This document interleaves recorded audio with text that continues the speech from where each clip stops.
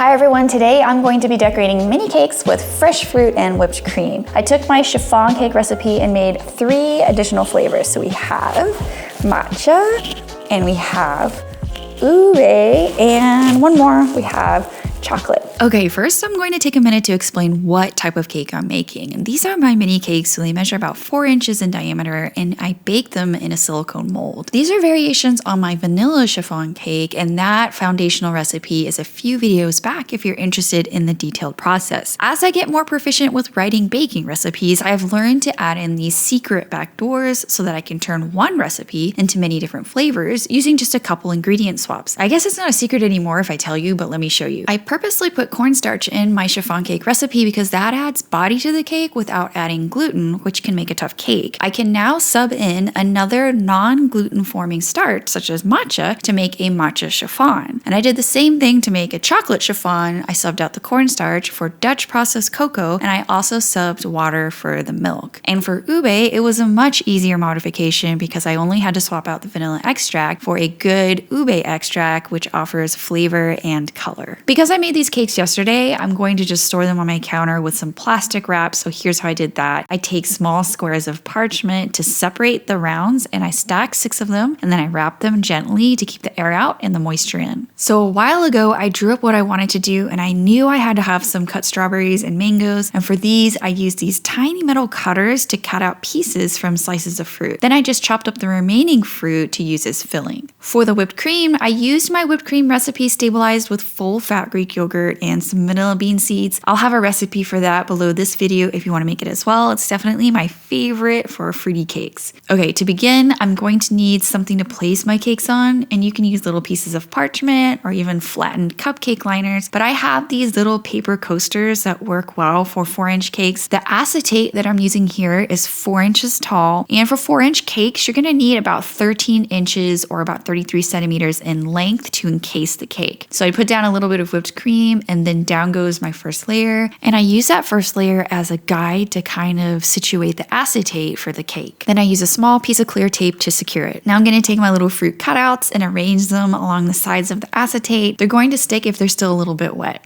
And now with my piping bag, I'm going to fill in the negative space between the fruit. And this is a pretty therapeutic part because the whipped cream fills the space and the acetate pretty easily. Actually, much easier to do this than I thought when I was kind of dreaming up this project. Now I'm going to take that chopped up fruit and place them on the inside. And I think if I were to do this again, I would probably go the extra step and add a little bit of sugar to these berries. And then I take some whipped cream to kind of cement that all in. Now, if you don't go too tight with the acetate, the next layer of the cake should slide right in. Then I just topped it with a little bit more whipped cream and fruit, and then some fresh edible flowers from my sister-in-law's garden. Okay, I want to show you the next 2 cakes that I decorated, but I think it's going to be really repetitive if I just explain it again. So instead, I'm going to answer questions that I get asked on Instagram. I host these Ask Me Anythings every now and then, so I'm going to try to answer as many as I can in 1 minute so you can see the decorating and at least listen to something interesting. Number 1, any tips for fluffier cakes and cupcakes? Mine always seem to come out too dense. Okay, with cake batter, it's all about putting air pockets into the batter during the mixing method, and there are several ways to do that. The most common way is the creaming method, which is when you mix the butter and sugar together. The temperature of the butter is very important. When you have butter that is too warm, the fat is liquid and it can't hold on to those air pockets. When the butter is a little bit on the cooler side, the fat can then hold these air pockets in the batter. Those air pockets expand, giving your cake a fluffier result because they expand due to hot air and due to leaveners in the oven. Next question, why do some of my cakes come out with a little sink in the middle even though it's baked? Okay, so building off the answer to the last question, when you put too much air into a batter and there's not enough structure, what will happen is that the cake will rise very high, but there's not enough internal structure to hold that height. And there are certain ingredients that contribute to structure. Egg whites and flour are 2 really popular ones. But essentially, if you overmix the batter or put too much air in it or it has too much leavener, the cake will rise really high and then it'll sink when it comes out. Okay, I think I have time for one more. The last question is, what inspired you to get into the science behind baking? I get asked this question a lot. I think I need to do a whole post on it or something. So I'm a science and tech nerd. I knew I wanted to start a YouTube channel just out of fun. It was either going to be 3D printing or baking. I just knew more about baking, so I went down down that route. So my background is actually not in food science. I have a PhD in molecular biology and biochemistry, but I've been a really interdisciplinary person all my life. There's actually a lot of crossover between the two areas of food science and biochemistry in particular. And I knew no matter what YouTube channel that I started, there would be a little bit of science injected into it, whether you guys like it or not.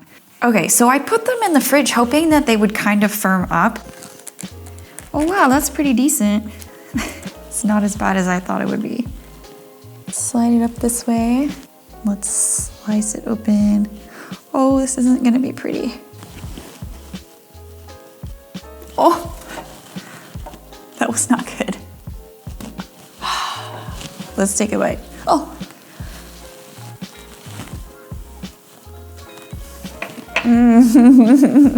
The matcha is kind of earthy flavored, and then the whipped cream's a little bit on the sweet side, and then you get the tartness from the berries. I love this flavor combination. I do have an older video where I kind of did the same thing. I just can't get over using strawberries with matcha. It just goes really well. Wanna see this cake close up? Look at the insides. This is very classic flavor profile. The chocolate is not too sweet. It's not too dense. This one is so good. This one is my favorite so far, even though I really love matcha, but that just speaks to how good this one is. This one's so pretty, right? The purple and the orange or yellow. You can see the inside. So, so good. Even before I put the cake in my mouth, I could inhale the ube flavor, which is like vanilla, kind of nutty flavor. It's really becoming one of my favorite cake flavors. Before you all had told me about ube cakes, I had never had anything ube before. So I went to a Filipino bakery, bought a bunch of ube desserts so that I can kind of get a feel for, you know, how strong the flavor should be and things like that. Now I think I have a good grasp on to like how to incorporate it in desserts, and it is such a magical flavor. It goes really well with the mango. The mango offers a bit of tartness. As I become a more proficient baker, I'm learning how to balance flavors, and so not having something too sweet, which is kind of monotone, mixing things in that kind of heighten the complexity of the cake. So you're not just eating like sugar bombs.